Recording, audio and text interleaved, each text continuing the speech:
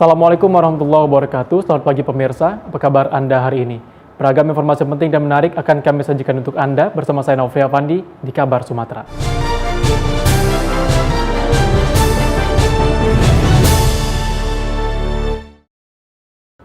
Pemerintah Kabupaten Batubara, Sumatera Utara meresmikan pasar tertib ukur yang bertujuan untuk menjamin hak konsumen dalam mendapatkan takaran yang tepat terhadap barang yang dibeli.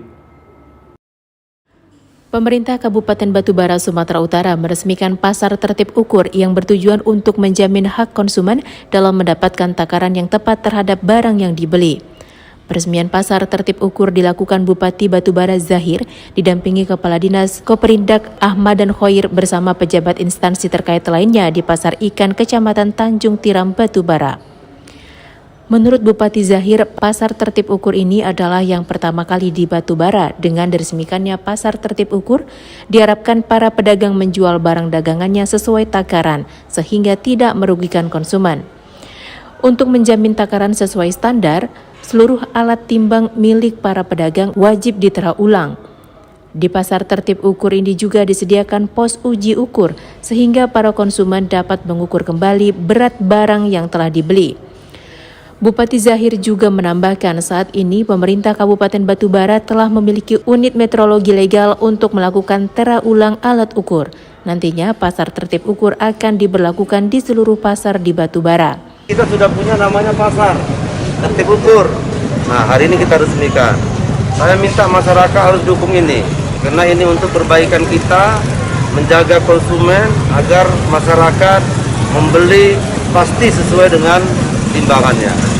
Ini juga nanti kita akan masuk ke pasar, ya pasar-pasar. Bagaimana timbangannya supaya masyarakat tidak dirugikan. Ini tujuan pemerintah. Kalau kilonya bagus, pembeli pun suka. Pasti kan kami kan bertanggung jawab, itu adanya pedagang, para pedagang. Jadi dengan adanya kebersihan ataupun adanya pos ini, kami pun suka. Dari Batubara, tim TV One mengabarkan. Pemirsa, sebagai bentuk kepedulian pemerintah Batubara kepada para veteran pejuang kemerdekaan Republik Indonesia, Bupati Batubara memberi bantuan sembako dan tali asih kepada 45 veteran di daerah tersebut. Sebagai bentuk kepedulian pemerintah Batubara kepada para veteran pejuang kemerdekaan Republik Indonesia, Bupati memberi bantuan sembako dan tali asih kepada 45 veteran di kabupaten tersebut.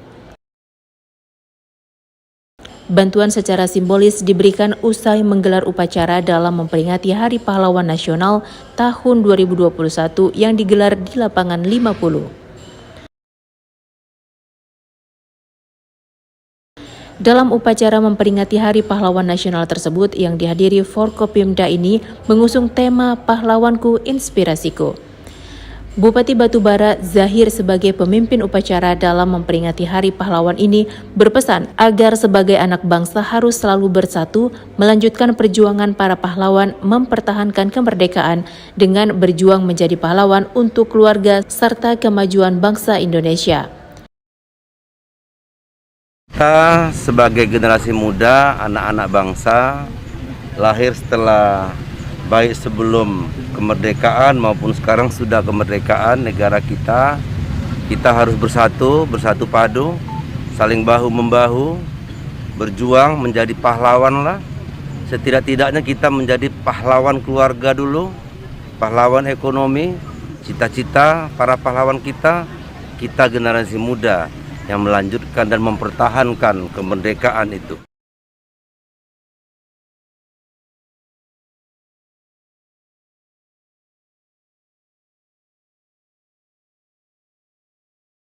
Dari Batubara, tim TV One mengabarkan.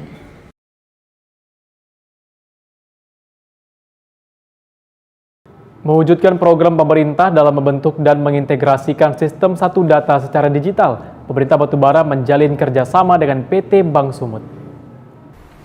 Mewujudkan program pemerintah dalam membentuk dan mengintegrasikan sistem satu data secara digital, pemerintah Batubara menjalin kerjasama dengan PT Bank Sumut.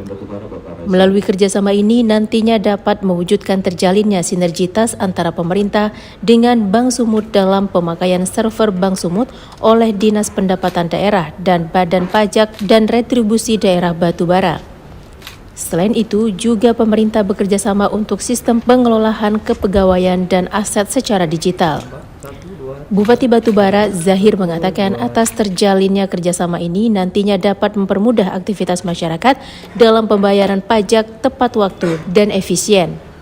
Diharapkan tahun 2022 mendatang kerjasama ini sudah berjalan efektif. Menandatangani MOU antara pemerintah Batubara dengan PT Bank Sumut. Hari ini sudah kita laksanakan. Di bidang apa?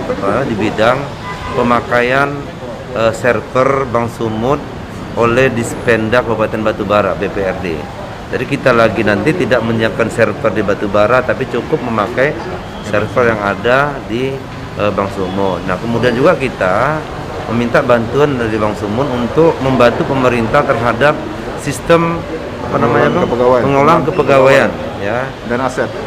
Sistem pengelolaan aset secara digital. Nah, ini dibantu oleh Bank Sumut. Nah, mudah-mudahan ini nanti akan mempermudah aktivitas, mempermudah penilaian, mempermudah dalam ASN untuk cuti dan lain sebagainya. Dan kita juga nanti di BPKAD terhadap pengolahan pendapatan. Jadi kalau sudah digitalisasi pasti mempermudah masyarakat untuk melakukan transaksi. Dari Medan, Sumatera Utara, tim TV One mengabarkan. Dalam rangka memperingati Hari Kesehatan Nasional ke-57, pemerintah Batubara melalui Dinas Kesehatan menggelar pekan vaksinasi lansia di seluruh puskesmas, salah satunya di Puskesmas Kecamatan Seisukan. Sebelum menjalani vaksinasi, para peserta terlebih dahulu menjalani sejumlah pemeriksaan kesehatan oleh petugas vaksinator. Menurut Kepala Dinas Kesehatan Kabupaten Batubara, Wahid Husyairi, hingga saat ini vaksinasi lansia sudah mencapai 60% dari jumlah lansia sebanyak 29.155 lansia di Batubara.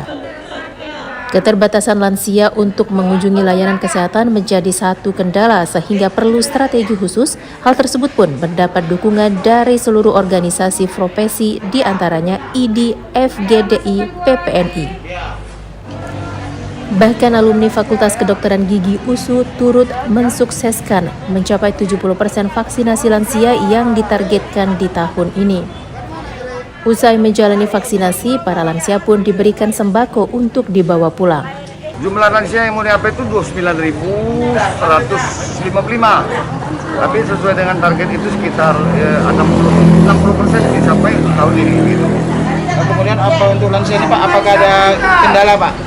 Ya tentu ada kendala. Kalau lansia ini dia kan agak sulit untuk menjangkau pelayanan kesehatan. Tentu kita perlu strategi khusus untuk menghadapi lansia. Hari ini dari seluruh jajaran organisasi profesi di Kabupaten Batubara ini terlibat dalam untuk mencapai ini semua. Dari ID, PDGI, IAPI, IBI semua. Dan bahkan kita juga menurunkan Ikatan Alumni Fakultas Kedokteran Gigi USU untuk turun mendukung percepatan vaksinasi lansia ini agar segera dilaksanakan sesuai keinginan memang secara nasional 60%. Kalau bisa kita tahun ini untuk Kabupaten Batubara sasaran lansia ini 70%. Dari Batubara, tim TV One mengabarkan. Pemirsa, seorang siswi sekolah menengah pertama di Batubara, Sumatera Utara berhasil meraih juara 3 kompetisi sains nasional bidang ilmu pengetahuan sosial. Inilah Swastika Ratu Sinaga, salah seorang siswa di SMP Negeri 1 Kecamatan 50 Batubara. Tika yang saat ini duduk di bangku kelas 8 meraih juara 3 dalam kompetisi sains nasional tahun 2021 untuk bidang ilmu pengetahuan sosial yang digelar awal November lalu. Tika yang hobi membaca dan memiliki segudang prestasi akademik ini berhasil menyisihkan ratusan kandidat lainnya dari seluruh Indonesia. Dalam kompetisi sains nasional yang digelar secara virtual tersebut, Tika menjalani serangkaian tes akademik dan memaparkan cara pembuatan kompos. Tika yang bercita-cita menjadi seorang guru merasa senang karena dapat membanggakan orang tua serta sekolah. Alhamdulillah senang sih, karena bisa membanggakan nama besar sekolah, membanggakan kedua orang tua, rajin belajar itu pasti. Dan juga jangan lupa untuk terus berdoa, berusaha, dan juga atas bimbingan dari guru-guru. Prestasi yang diraih Tika ini mendapat apresiasi dari Kepala Dinas Pendidikan Batubara Ilyas Sitorus dengan memberi uang tali asih kepada Tika. Kita berharap kepada anak-anak kita yang lain, swastika Ratu Sinaga ini akan muncul nanti swastika Ratu Sinaga di SMP 150 ini maupun di SMP negeri dan swasta di Kabupaten Batubara. Artinya dengan kesempatan yang sama yang diberikan oleh kementerian oleh anak-anak di seluruh Indonesia, maka kita punya kesempatan yang sama. Oleh karena itu tetap semangat, tetap belajar, dan perlu kekompakan. Ucapan terima kasih kepada siswa kami yang sudah meraih perunggu di tingkat nasional untuk kegiatan KSN bidang studi IPS. Harapannya ke depan masih harus bisa lebih lagi mencapai medali emas. Dari Batubara, tim TV One mengabarkan. Guna mewujudkan gigi sehat dan kuat sedari dini, alumni Fakultas Kedokteran Gigi Universitas Sumatera Utara dan Persatuan Dokter Gigi Indonesia Cabang Batubara menggelar penyuluhan ke sekolah taman kanak-kanak diantaranya TK Yayasan Mitra Inalum di Komplek Perumahan Tanjung Gading. Kegiatan digelar dalam rangka memperingati Hari Kesehatan Nasional ke-57 serta Disnatalis Fakultas Kedokteran Gigi Universitas Sumatera Utara ke-60. Dengan mengusung tema Mari Gosok Gigi Bersama, kegiatan ini turut dihadiri Ketua Bunda PAUD Maya Indriasari Zahir bersama Kepala Dinas Kesehatan Batubara yang juga sebagai Ketua Alumni Fakultas Kedokteran Gigi Wahid Husyairi. Ketua Bunda PAUD Maya Indriasari Zahir berharap dengan kegiatan yang mengedukasi ini, semoga para murid taman kanak-kanak dapat mengetahui cara merawat gigi dan mulut agar tetap sehat.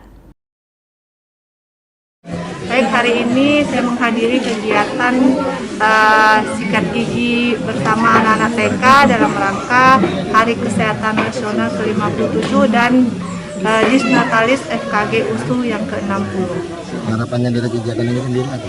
Harapannya dengan kegiatan ini semoga anak-anak TK dapat lebih mengetahui cara merawat gigi mereka, diri mereka, kesehatannya, terutama gigi dan mulut.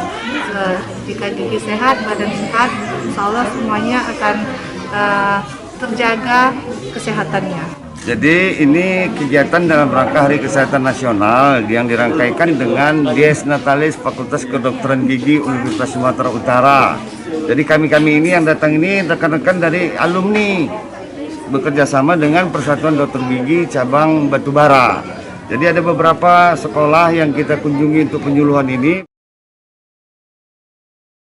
Dari Batubara, tim TV One mengabarkan.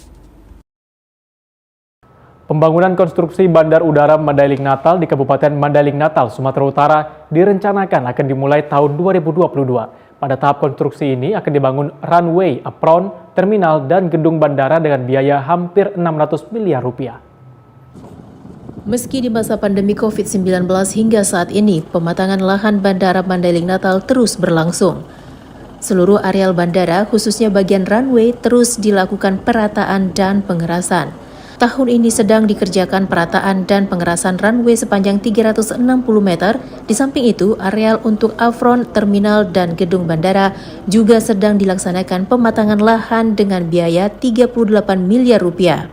Tahun sebelumnya, dana puluhan miliar telah digelontorkan untuk pematangan lahan dan pengerasan runway sepanjang 320 meter.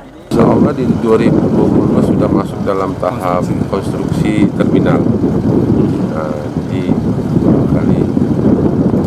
Mohon doa dukungannya semuanya, mudah-mudahan 2023 paling lambat 2024 sahabat sudah bisa take off atau landing. Untuk pembangunan konstruksi ini diperkirakan akan menelan biaya sebesar 500 hingga 600 miliar rupiah. Dana pembangunan ini akan ditanggung APBN. Selanjutnya untuk di tahun depan, tahun 2022, masih kita anggarkan kita usulkan anggaran untuk pembebasan lahan seluas 18 hektar, dan juga dari hasil usulan kami ke pemerintah Provinsi Sumatera Utara, alhamdulillah dari Bapak Gubernur dan Kepala Bapeda telah menyetujui usulan tambahan anggaran untuk pembebasan lahan di tahun 2022. Tahun ini pemerintah Kabupaten Mandailing Natal telah membebaskan 26,7 hektar sehingga total lahan bandara ini mencapai 160 hektar. Dari Mandailing Natal, Sumatera Utara, Romulo Siregar, TV One mengabarkan.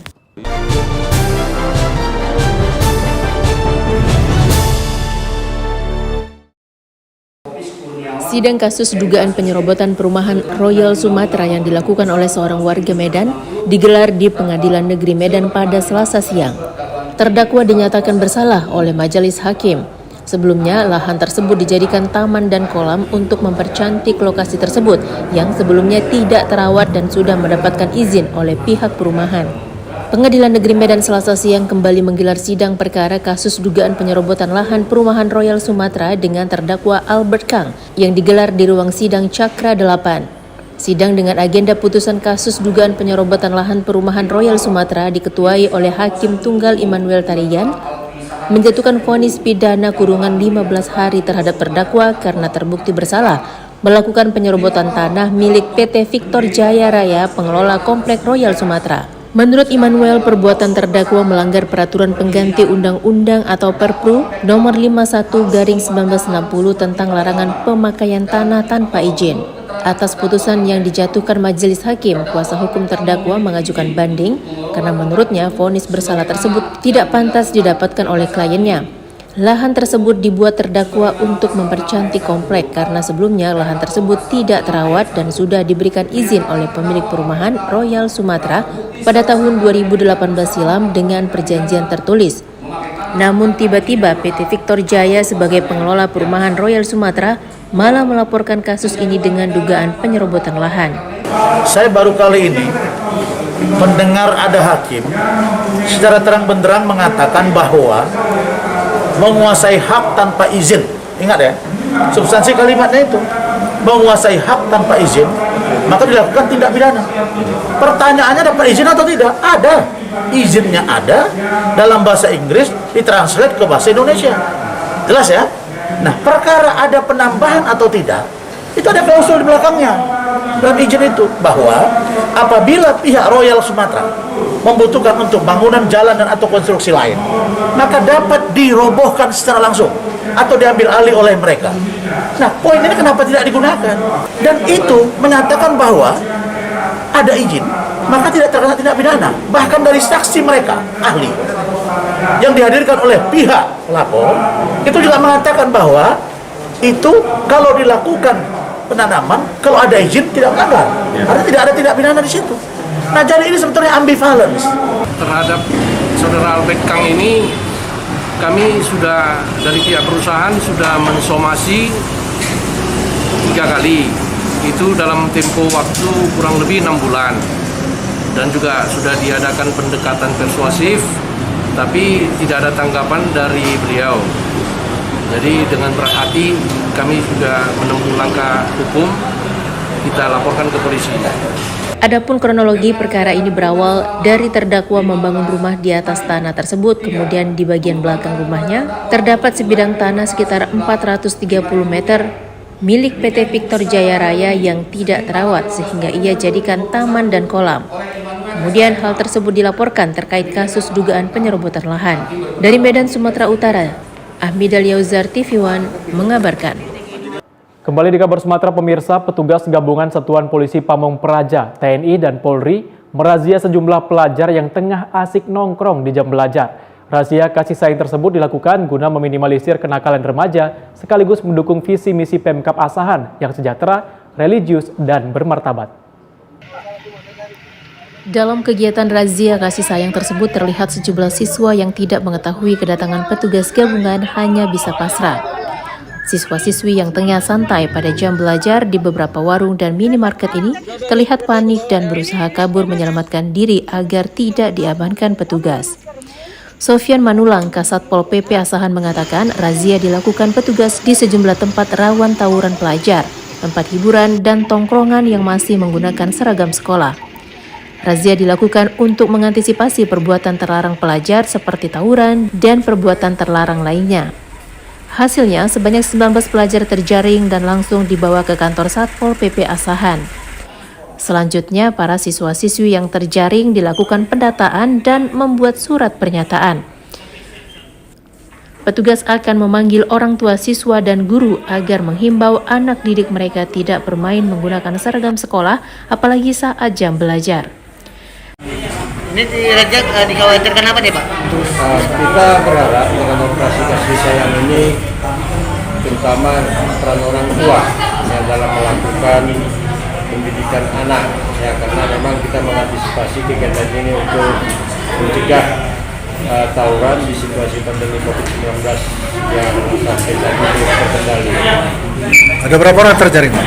Tadi informasi ada 19 orang lebih anak sekolah yang berkeliaran di tempat-tempat keramaian, sehingga pada hari ini kita tertibkan sekaligus kita panggil orang tua dan para guru untuk melakukan pembinaan dan adanya kita.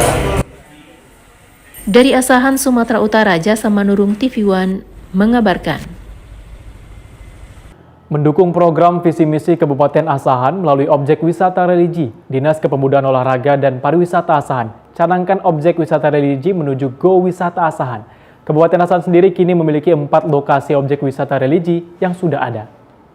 Keempat objek wisata religi tersebut salah satunya adalah Masjid MTQ 1946 yang terletak di Dusun 2, Desa Pondok Bungur, Kecamatan Rawang, Panca Arga, Asahan, Sumatera Utara.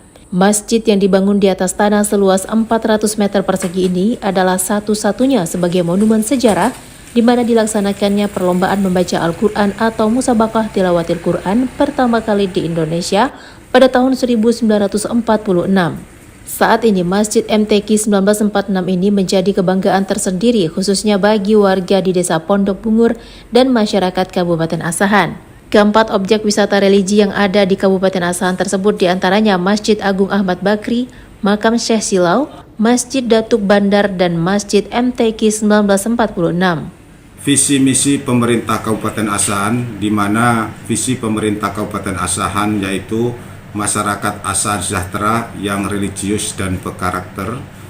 Oleh karena itu, yang terkait dengan masalah wisata religi, kami akan melakukan pembenahan di lokasi wisata religi ini.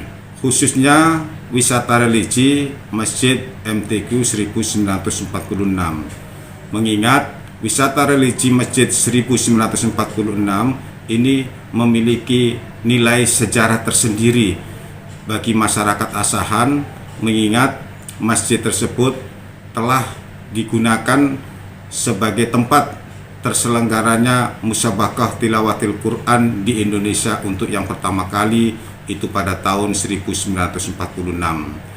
Sebagaimana kita ketahui bahwa wisata religi di Kabupaten Asahan ini ada beberapa objek wisata yang akan kita kembangkan dalam rangka mewujudkan Asahan Wisata. Selanjutnya, Dinas Kepemudaan Olahraga dan Pariwisata akan terus melakukan terobosan-terobosan agar objek wisata religi di Asahan nantinya dapat dirasakan langsung oleh masyarakat yang berkunjung ke lokasi tersebut. Dari Asahan, Sumatera Utara, Jasa Manurung TV One mengabarkan. Pemirsa SMA Negeri 3 Medan bersama alumni menggelar vaksinasi COVID-19. Berikut liputannya.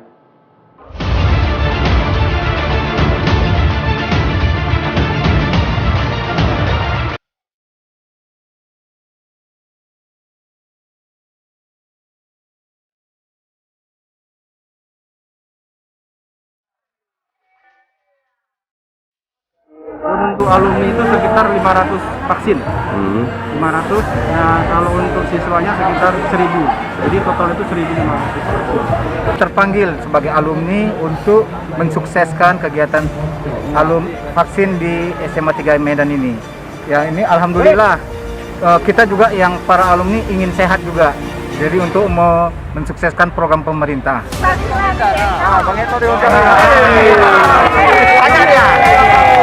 Tanya balik. Antusias. Pastinya memuaskan.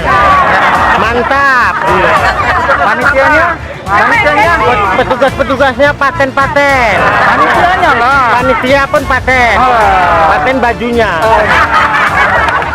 Ternyata mereka teman-teman alumni semua merespon dengan baik. Mereka datang kemari siap menjadi kepanitiaan, membawa konsumsi masing-masing. Kayak ibu-ibu ini bawa konsumsi masing-masing nih. Membawa konsumsi masing-masing. Mereka itu menandakan bahwa mereka itu benar-benar merespon acara ini gitu. Nah, saya selaku penyelenggara ini atau selaku inisiatornya mendoakan seluruh alumni dan siswa kita semua sehat. Amin. Belum. Nih kita buktikan lagi bahwa mereka sehat ya. Alumni SMA 3. Betul kan?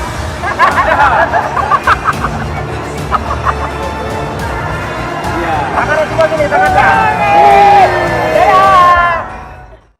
Pelantikan pengurus Karang Taruna Kecamatan Tanjung Morawa di P3UD Deli Serdang, Sumatera Utara terapkan prokes ketat. Wakil Bupati Deli Serdang berpesan segenap kader harus mampu berkolaborasi dengan pemerintah setempat dan menjadi penggerak pembangunan di daerahnya masing-masing. Dengan disambut yel-yel Karang Taruna, Wakil Bupati Deli Serdang langsung datang ke lokasi pelantikan pengurus Karang Taruna Kecamatan Tanjung Morawa di P3UD Deli Serdang, Sumatera Utara pada 10 November lalu. Momen pelantikan bersamaan dengan peringatan Hari Pahlawan menjadi saat yang tepat di mana semangat kepahlawanan menjiwai gelora kebersamaan menjadi bekal bagi kemajuan suatu organisasi. Karang Taruna juga diminta harus bisa mengikuti gerak pembangunan yang dilakukan pemerintah setempat karena pemerintah Kecamatan Tanjung Morawa merupakan role model bagi program kerja Karang Taruna Tanjung Morawa. Selaku Ketua Majelis Pertimbangan Karang Taruna Deli Serdang, Wakil Bupati yakin Karang Taruna Tanjung Morawa yang kini dinahodai ketua baru berpesan, Karang Taruna harus kuat dan tidak cengeng jika menggelar kegiatan, begitupun para pengurus lainnya harus loyal dan bekerja sama sehingga semua permasalahan yang dihadapi dalam menggerakkan organisasi akan dapat dilalui. Selamat kepada pengurus Karang Taruna periode 2021-2026 Kecamatan Tanjung Morawa. Kami mengharapkan agar pengurus Karang Taruna harus bisa bersinergi dengan pemerintah. Kita sama tahu bahwasannya dalam pelantikan ini kita mendapat dukungan penuh oleh pemerintah, baik itu kecamatan, kabupaten, termasuk juga desa. Inilah awal dari pergerakan Karang Taruna yang ada di Kecamatan Morawa, sehingga Karang Taruna Kecamatan Morawa bisa menjadi sebuah pelopor bagi kita semua. Pelantikan yang berlangsung lancar ini dihadiri Ketua Karang Taruna Deli Serdang, Nilson Pasaribu, dan Pengurus Majelis Pertimbangan Karang Taruna, Ibnu Hajar, dan Sekretaris Rinto Sustono, serta unsur pengurus lainnya dari Sumatera Utara. Dari Deli Serdang, Sumatera Utara, Ahmad Syukri, TV One, mengabarkan. Memperingati Hari Pohon Sedunia atau World Tree Day 21 November mendatang, Aliansi Masyarakat Pemerhati Lingkungan Hidup Indonesia dan B3 atau Amfibi menanam 10.000 mangrove. Aksi ini diharapkan dapat menghalau hantaman ombak pasang surut setinggi 1 hingga 2 meter. Melibatkan 90 orang emak-emak pencari kerang dan 70 orang nelayan serta 45 orang pengurus lembaga Amfibi dan kelompok tani hutan hijau Mekar, Amfibi bertekad pecahkan Museum Rekor Dunia Indonesia atau MURI untuk yang kedua kalinya setelah berhasil membuat sensasi penanaman mangrove di TPA Bandar Gebang, Bekasi pada Februari 2021 lalu. Kini Amfibi kembali membuat terobosan nyata dengan tekad peringatan Hari Pahlawan 2021 melakukan penanaman mangrove 70-700 meter dari bibir pantai Bagan Serdang menuju tengah laut pada 10 November lalu di Pantai Bagan Serdang, Kecamatan Pantai Labu, Deli Serdang, Sumatera Utara. Kegiatan ini dalam rangka memperingati Hari Pohon Sedunia, tepatnya tanggal 21 November 2021 dan 28 November 2001 Hari Menanam Pohon Nasional. Kegiatan Lembaga Lingkungan Hidup Amfibi hari ini yaitu melakukan penanaman mangrove dengan teknik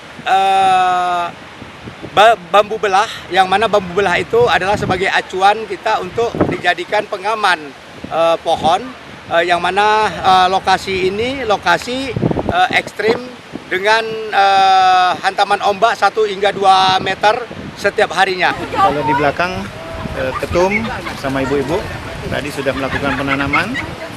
Harapannya nanti MURI mengeluarkan sertifikat bahwa model pola penanaman ini menjadi contoh bisa diterapkan di tempat lain.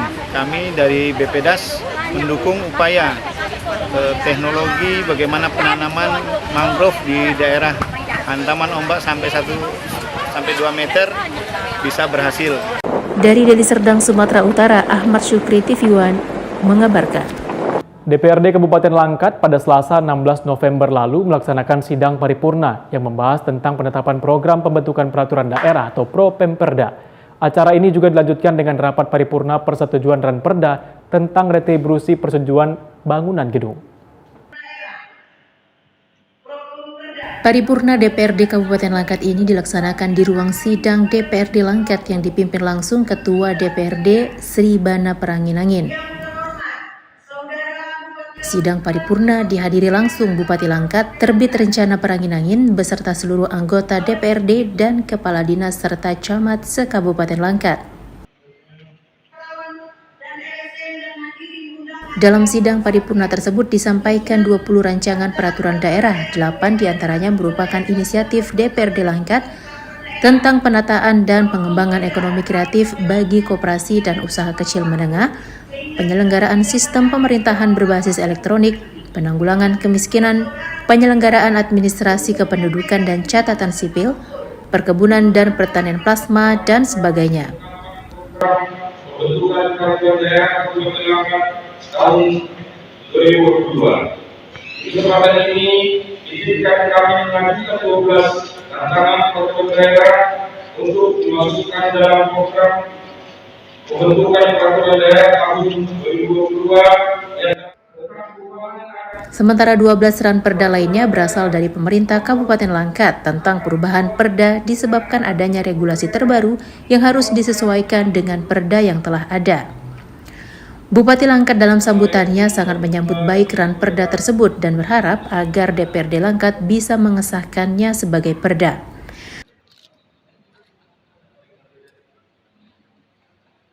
Dari Langkat, Sumatera Utara, Taufik Hidayat, TV One mengabarkan. Kembali di kabar Sumatera, pemirsa, perwakilan SKK Migas Sumatera bagian Selatan bersama komunitas peduli alam wisata Ranau atau Kompas Ranau lakukan sosialisasi dan edukasi kegiatan industri hulu migas ke pemuda dan pelajar di Kabupaten Oku Selatan. Kegiatan sosialisasi dan edukasi ini dimulai pada Sabtu 13 November lalu digelar di Sekretariat Kompas Ranau yang berada di Desa Sukarami, Kecamatan BPR Ranau Tengah, Oku Selatan, Sumatera Selatan. Pada kegiatan ini, perwakilan SKK Migas Sumatera bagian Selatan memberikan edukasi kepada pemuda serta pelajar SMAN 1 BPR Ranau Tengah, Oku Selatan. Adapun sosialisasi dan edukasi yang diberikan meliputi pengenalan kegiatan industri hulu migas, multiplier effect kegiatan industri hulu migas, serta regulasi yang terdapat di industri hulu migas. Selain memberikan edukasi kepada pemuda dan pelajar di Oku Selatan, pihak perwakilan SKK Migas Sumbaksel juga memberikan penghargaan terhadap komunitas peduli alam wisata Ranau atau Kompas Ranau karena telah ikut berpartisipasi dan bekerja sama melaksanakan kegiatan sosialisasi migas di wilayah tersebut.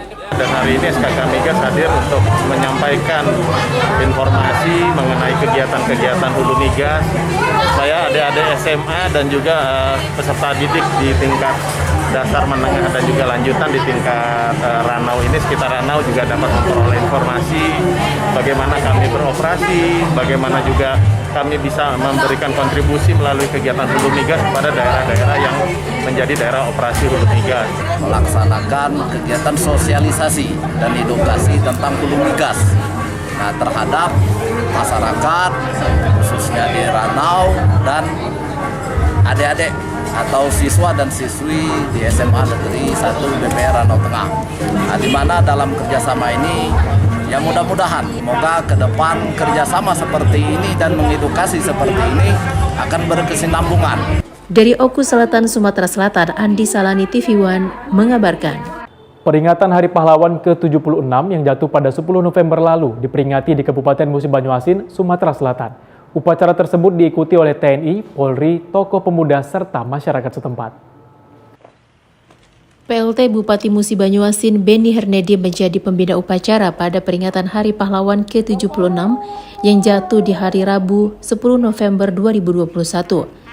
Peringatan Hari Pahlawan di Kabupaten Musi Banyuasin, Sumatera Selatan ini dilaksanakan di halaman pendopo Rumah Dinas Bupati di Kota Sekayu.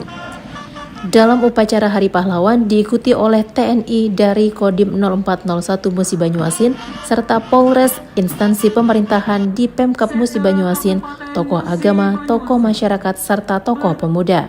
Momen peringatan Hari Pahlawan ke-76 ini adalah pahlawanku, inspirasiku, serta menciptakan kebersamaan dalam membangun bangsa dan mengenang jasa para pahlawan mengabdikan perjuangan serta pengorbanan. Pahlawan tahun ini temanya pahlawanku, inspirasiku. Artinya kita diminta atau diharapkan mengambil inspirasi dari nilai-nilai kepahlawanan. Banyak pahlawan-pahlawan bangsa ini, pahlawan-pahlawan nasional yang layak kita jadikan inspirasi, terutama bahwa mereka itu tentu memberikan nilai-nilai pengorbanan, nilai-nilai perjuangan untuk suatu hal yang sangat besar, bukan untuk dirinya sendiri. Saya kira dalam konteks itu, dalam konteks Hari Pahlawan di Kabupaten Musi Banyuasin, saya pikir tidak ada kata lain bagi kita semua di Musi Banyuasin menjadikan Hari Pahlawan ini sebagai sebuah momentum untuk membangun Kabupaten Musi Banyuasin ini. Usai melaksanakan upacara Hari Pahlawan, PLT Bupati Musi Banyuasin Beni Hernedi langsung memberikan bantuan berupa 1 unit rumah untuk warga serta uang santunan untuk usaha menengah kecil berbasis mikro, serta uang santunan kepada beberapa pegawai negeri sipil yang menjalani masa pensiun.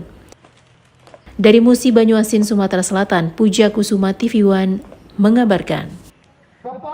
Satkom Gajah Mada Kota Pematang Siantar, Sumatera Utara menggelar syukuran memperingati hari ulang tahun yang pertama berdirinya organisasi Satkom Gajah Mada Kota Pematang Siantar. Acara syukuran ini digelar di lokasi markas Pertina Kota Pematang Siantar, Jalan Kartini Bawah, Kecamatan Siantar Barat, Kota Pematang Siantar, Sabtu 13 November 2021 lalu. Syukuran yang digelar sederhana ini juga ditandai dengan launching dan peresmian kantor advokat serta penasehat hukum Pahala dan Partner yang juga merupakan mitra dan bagian dari Satkom Gajah Mada Pematang Siantar. Puncak acara dilakukan dengan pemotongan tumpeng dan pemotongan kue peringatan HUT Satkom Gajah Mada oleh Dewan Pembina Mayor CPM Binson Simbolon dan Ketua Satkom Gajah Mada Kota Pematang Siantar Amut dan seluruh undangan serta pengurus yang hadir dalam kegiatan tersebut. Mayor CPM Binson Simbolon mengatakan sangat bangga dengan segenap pengurus dan anggota Satkom Gajah Mada Kota Pematang Siantar. Dalam usia yang masih terbilang muda, Satkom Gajah Mada Kota Pematang Siantar telah banyak berbuat dengan melakukan kegiatan sosial yang tentunya sangat dibutuhkan masyarakat, terlebih di masa pandemi. Ini tentunya mengucapkan puji syukur kepada Tuhan Yang Maha Esa dengan 1 tahunnya Satkom Gajah Mada. Semoga Satkom Gajah Mada bisa memberikan yang terbaik lagi ke depan kepada seluruh warga masyarakat di Kota Pematang Siantar. Tentunya Satkom Gajah Mada dengan situasi pandemi sekarang COVID-19 mendukung semua program-program vaksinasi yang dilakukan pemerintah. Saya melihat sangat positif kegiatan-kegiatan yang dilakukan oleh Satkom Gajah Mada ini, dan saya sebagai praktisi hukum sangat mendukung, dan ini menjadi sebuah terobosan baru apa yang sudah dilakukan oleh Dandelkom dan Satkom Gajah Mada untuk kepentingan masyarakat umum di wilayah Pematang Siantar, Simalungun. Dari Pematang Siantar, Sumatera Utara, Daud Sitohang, TV One mengabarkan. Bupati Batubara Zahir bersama Ahmadan Khair, Kepala Dinas Perindustrian dan Perdagangan Kabupaten Batubara, meresmikan unit metrologi legal yang dinilai masih baru di daerah tersebut. Unit metrologi legal ini merupakan unit pelayanan terpadu Direktorat Jenderal Perlindungan Konsumen dan Tertib Niaga Kementerian Perdagangan yang mengatur pelayanan perizinan alat-alat ukur takar, timbang, dan perlengkapannya. Unit metrologi ini adalah unit ke-370 yang sudah didirikan di Indonesia. Nantinya akan mengawasi dan memastikan barang produksi dari sisi pengukuran massa dan volume serta kualitas sesuai dengan syarat dan keakuratan kebutuhan perdagangan baik di tingkat daerah, nasional maupun internasional nantinya. 14 tahun kita tunggu setelah batubara mekar dari Asahan, pemerintah menginginkan ada unit metrologi layanan ya di batubara. Yang legal, unit metrologi legal ya. Ternyata ini ribet sekali persyaratannya ya. Harus ada tim ahlinya, harus ada alatnya, dan pemerintah pusat melalui Kementerian Perdagangan melalui Direktur Metrologi ya. Ini sudah membantu kita mempersiapkan itu semua dan akhirnya hari ini diresmikan. Kita mulai hari ini legal untuk melaksanakan UML. Hadirnya unit metrologi legal di batubara ini sebetulnya adalah realisasi dari pelaksanaan mandat Undang-Undang 23 tahun 2014 tentang pemerintahan daerah. Kewajiban kabupaten kota memberikan layanan kepada masyarakat meliputi dua komponen. Menyelenggarakan metrologi legal meliputi tera-tera ulang dan pengawasan kemetrologian. Tera-tera ulang itu adalah suatu kegiatan yang dilakukan untuk memastikan bahwa seluruh alat ukur yang beredar, yang digunakan oleh masyarakat di pasar-pasar, di SPBU, di semua sektor yang menggunakan alat ukur sebagai bagian untuk menentukan nilai transaksi barang dan jasa benar. Dari Medan, tim TV One mengabarkan. DPRD Kota Medan menggelar rapat paripurna tentang penyampaian nota pengantar kepala daerah terhadap Ranperda Kota Medan tentang RAPBD tahun anggaran 2022. Rabu kemarin DPRD Kota Medan kembali menggelar rapat paripurna dalam agenda penyampaian nota pengantar kepala daerah terhadap Ranperda Kota Medan tentang RAPBD tahun anggaran 2022. Rapat berlangsung di ruang paripurna gedung DPRD Kota Medan Jalan Kapten Maulana Lubis. Dengan tetap mematuhi protokol kesehatan, rapat paripurna tersebut dipimpin langsung Ketua DPRD Medan Hashim dan didampingi Wakil Ketua Rajudin Sagala serta Bahrum Syah. Rapat dihadiri seluruh anggota DPRD Kota Medan baik hadir secara langsung maupun melalui sambungan virtual, dan rapat paripurna turut dihadiri oleh Wali Kota Medan Bobi Nasution dan Wakil Wali Kota Aulia Rahman. Sementara itu, Wali Kota Medan Bobi Nasution dalam pidatonya menyampaikan Ranperda Kota Medan tentang RAPBD tahun anggaran 2022 berharap pemerintah Kota Medan bersama DPRD nantinya dapat melakukan pembahasan bersama terhadap rancangan peraturan daerah sehingga dapat disetujui secara tepat waktu. Dengan DPRD Kota Medan nantinya dapat melakukan pembahasan bersama terhadap rancangan peraturan daerah ini secara komprehensif sehingga dapat disetujui secara tepat waktu. Target PAD itu asumsinya itu kita lihat 50% dari total pendapatan daerah, yaitu sekitar 3 triliun lebih. Ini menunjukkan bahwa ini asumsi tertinggi sepanjang beberapa tahun terakhir ini tentang PAD. Biasa PAD itu ialah 35-45% dari total pendapatan daerah. Tentunya ini nampak optimisme yang sangat tinggi bagi Kota Medan 2022. Dari Medan, Sumatera Utara, Fahmi TV One mengabarkan. DPRD Kota Medan kembali menggelar rapat paripurna. Rapat berlangsung di ruang paripurna gedung DPRD Kota Medan.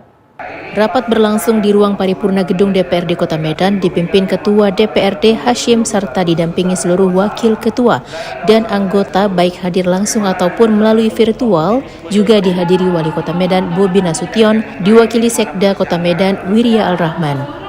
Rapat paripurna dalam agenda pemandangan umum fraksi-fraksi DPRD Kota Medan terhadap nota pengantar kepala daerah atas Ranperda Kota Medan tentang RAPBD tahun anggaran 2022. Dalam pemandangan umum tersebut, fraksi Partai Demokrat DPRD Kota Medan disampaikan Ishak Akbar. Ada 7 poin, salah satunya terkait anggaran pendidikan tahun 2022 sebesar 1,2 triliun atau sekitar 18,92% dari total belanja daerah. Dengan rasio rincian 15,65% untuk pengelolaan pendidikan sekolah dasar, 11,40% sekolah menengah pertama, kemudian 2,65% pengelolaan PAUD dan 1,05% untuk pendidikan non-formal.